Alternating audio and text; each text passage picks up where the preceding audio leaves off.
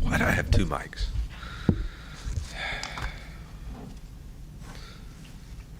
Yeah, going to be a great opportunity this weekend. Excited about the game. Here, obviously, have had really good fan support, really good fan support this season, and really excited for our players and our team to come back for that. Obviously, there's a couple of things that we're celebrating. Military appreciation this weekend, and our thank you to those who lay their life on the line for us to have the freedoms that we do. I think it's appropriate to celebrate military appreciation the week before you get to vote. And that's really the expression of our freedom, is our ability to vote and to give our direction for what we believe the future of our country should be about, which again goes back to when we first started here in 2020 in Mizzou for Change, and our push to register our team to vote and use their voices in a positive way. There's also an Ag Day, which for our state and obviously our university is so important. I know I spend a lot of time celebrating and talking about St. Louis and Kansas City, but it's not my intention to neglect what I consider to be the spirit of Missouri, the rural farmers and ranchers, the people of this great state who work hard every day to provide. I think about Curtis Gregory, obviously a former football player who still serves in the House of Representatives but is a full-time farmer.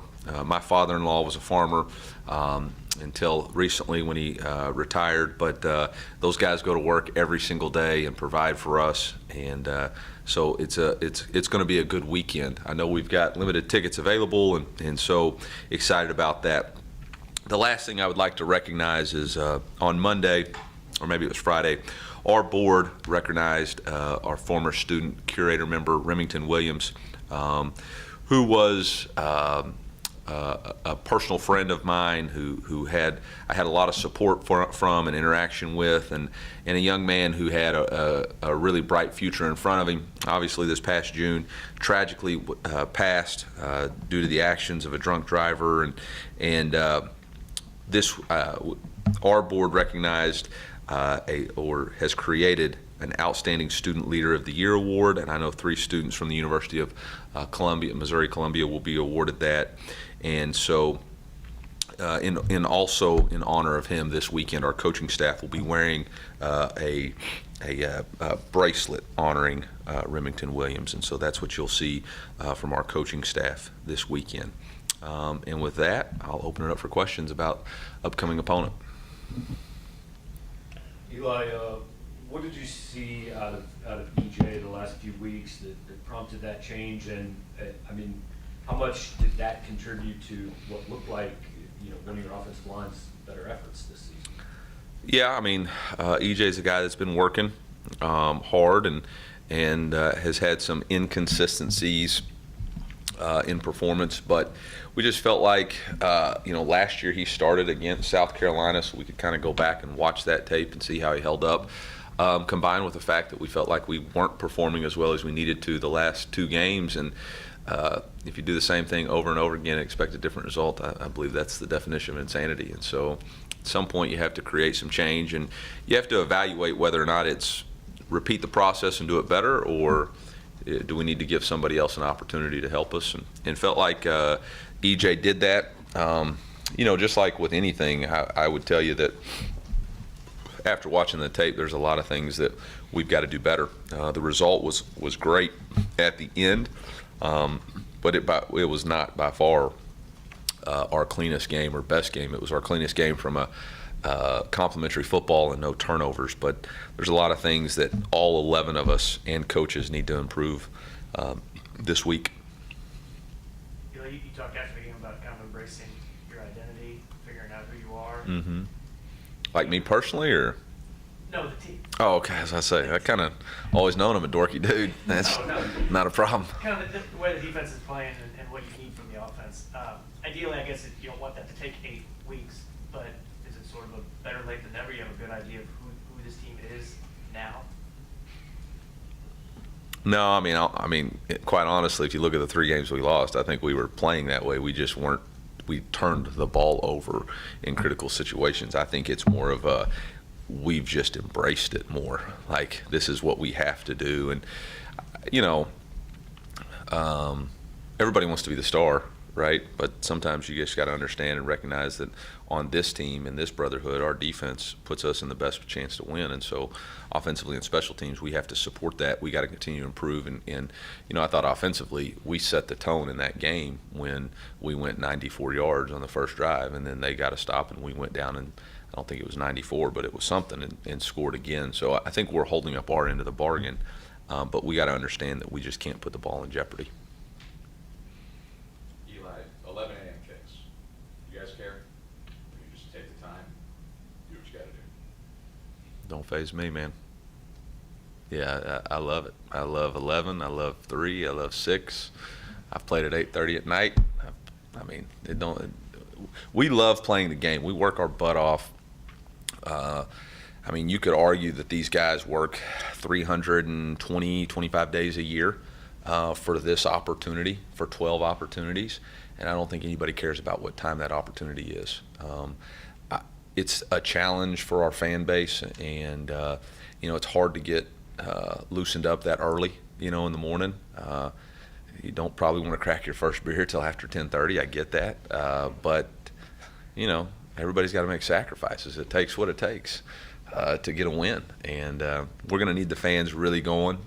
Again, I felt like the last 2 games, our home crowd was the best advantage. Our third downs right now, emotion when we get our defense on a third down is incredible, and we're going to need our fan base to really come alive and be there for us.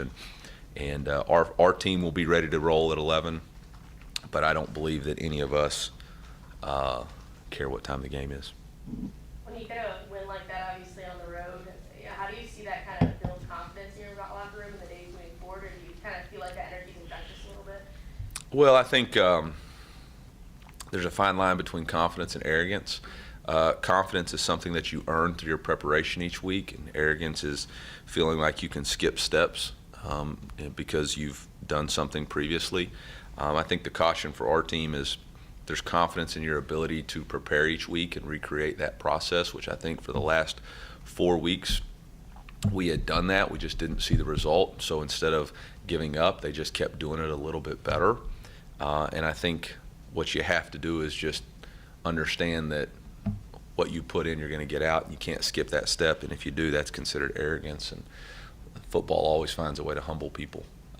That's one of the reasons I love this game so much is you're only as good as your next performance, and your next performance is only going to be as good as the amount of energy and effort and preparation you put in.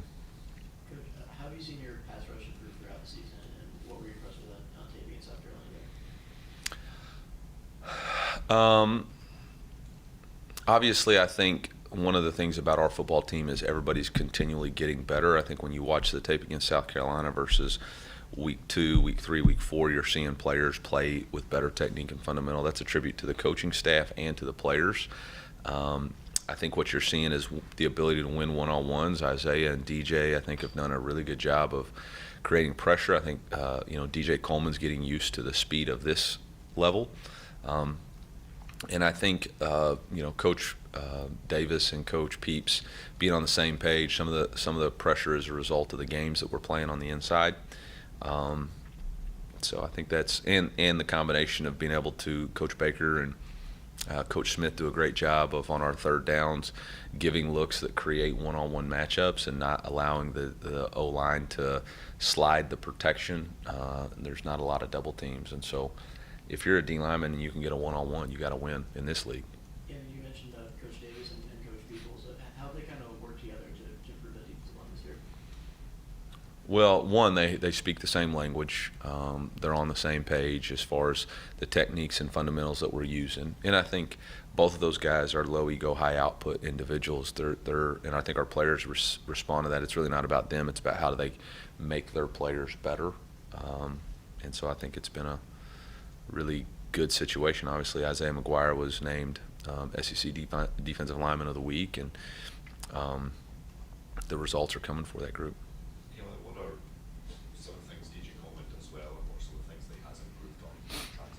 I mean, I think he's a really physical player at the point of attack. And then I think he's got really good twitch to create pass rush. And, he affects the quarterback, gets the ball out, tips the ball. He makes plays when the opportunities are presented. And I talked about this, I think, after the game. The amount of depth that we have, quality depth that we have at the line of scrimmage on defense is really difficult for everybody because you're facing a fresh player, whether you're an offensive lineman, every play in a one-on-one situation. And that player has got some twitch to get to the quarterback. So that gives our players the ability to play fast and fresh and obviously put strain on the defense or on their offense. What has Mark Stoops done well to build up that Kentucky program the last, I guess, decade here? In our league, I would say that I have the utmost respect for Mark and what he's accomplished. He took a job in this league that, I had not had a whole lot of success, and went and built an identity and stuck with his process. And you can see the identity of that team every time you watch it, whether it's been in 2020 when we played them or this year when we played them. The identity of how they plan to win shows up. They're very tough, they're very physical, they're very long. The style of recruiting that he has, the style of play, I think all of those things fit together. I think the continuity and stability of his vision and philosophy. Like I said, I've got a tremendous amount of respect for him. He's been able to keep a similar style of defense by being able to keep his defensive coordinator there. Offensively, they do a really good job of playing to their players' strengths, whether or not it's the quarterback, the wide receivers, or the running back, and whether or not you put on the tape from this year or last year, you see a lot of the same styles. Last year they had Wandell. This year they have the true freshman that still has that same burst and speed. Obviously, the running back is a really good player, and he's back. And then obviously the quarterback is one of the top quarterbacks in the country. So you can see that even though they lose a player, they kind of plug in the next player. It's the same thing on defense. They've got incredible length on the perimeter. They play an odd structure. They don't give up explosive plays. They know when to blitz, but they don't live and die by the blitz. They're really big on the inside, so their three interior players eat up a lot of blocks. They were able to backfill some of the losses that they had out of the transfer portal. Since I've been here, they've had a middle linebacker taken or a linebacker taken in the first round. They've had a D lineman taken in the first round. They had a corner taken, in top 2 rounds. So he's recruited really well, and he's developed his team really well.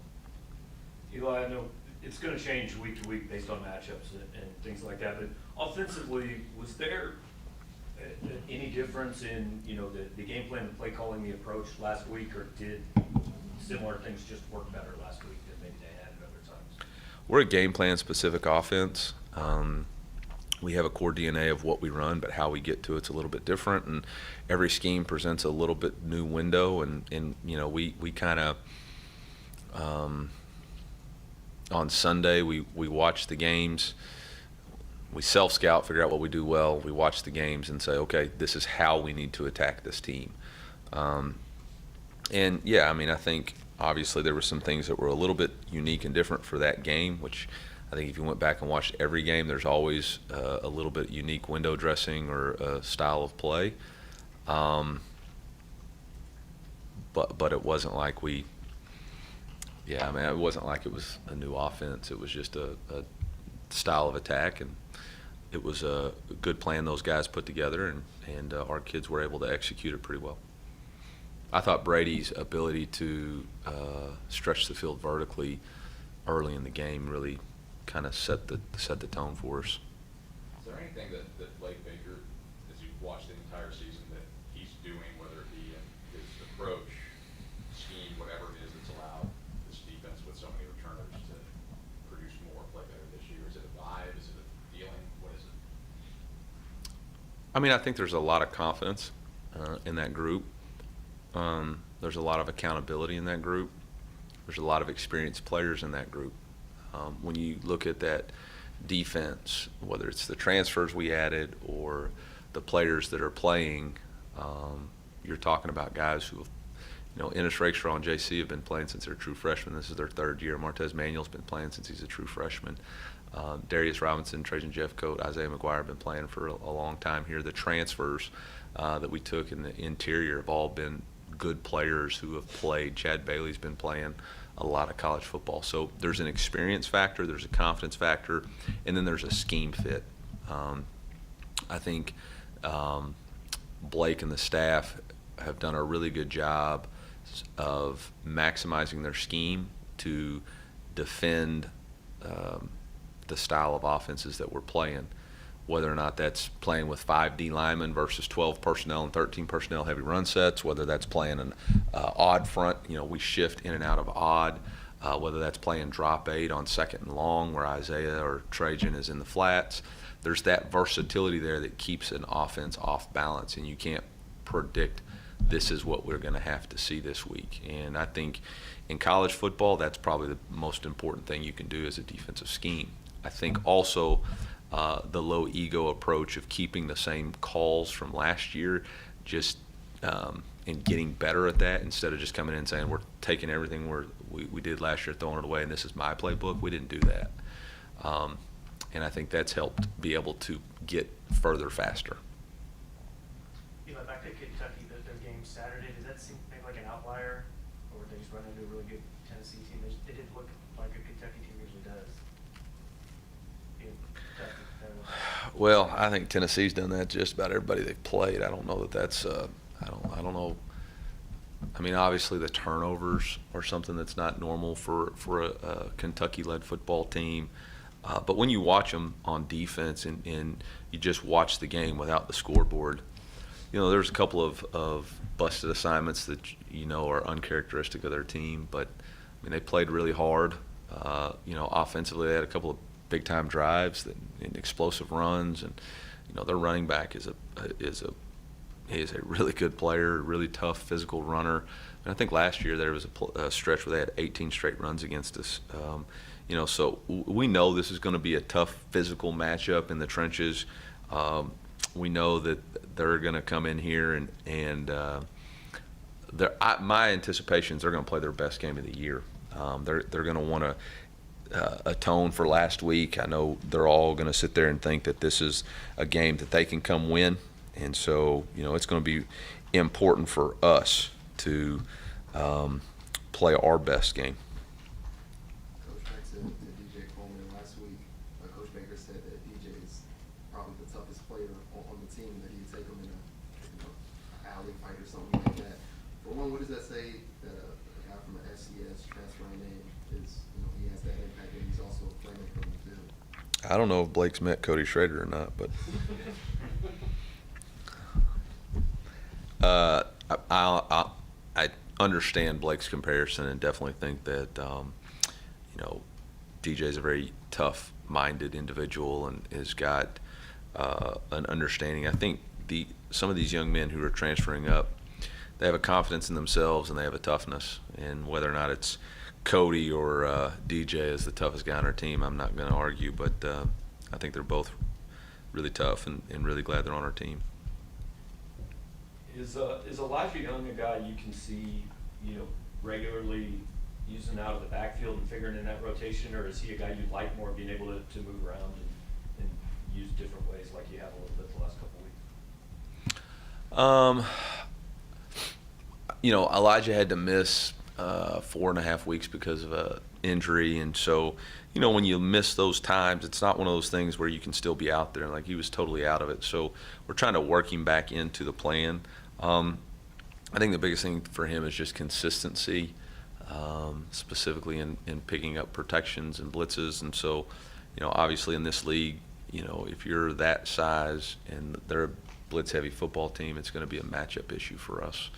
And so I definitely think he's got a more expanded role, and we'll continue to see that. But there are some things that other players do better, and you got to play to everybody's strengths. You mentioned the true freshman, Barry Brown. He's kind of leading another explosive kick returning unit. What have you seen as to why they've been so good at that, and where do you think your kick numbers is at right Yeah, I think they're the most explosive return team in college football, probably, them in South Carolina. We're not where we need to be covering kicks. We're inconsistent at best. And I think it's a combination of inconsistency of ball placement. Obviously, we kick one out of bounds. We kick one in the middle of the field. We've got to be better on that. And then our coverage unit can't rely on Sean kicking a touchback every time. They've got to take every approach like, hey, we're going to have to go tackle this inside the 20. And so that's kind of a point of emphasis this week. And I think you'll also see some changes to the personnel on kickoff to continue to create competition.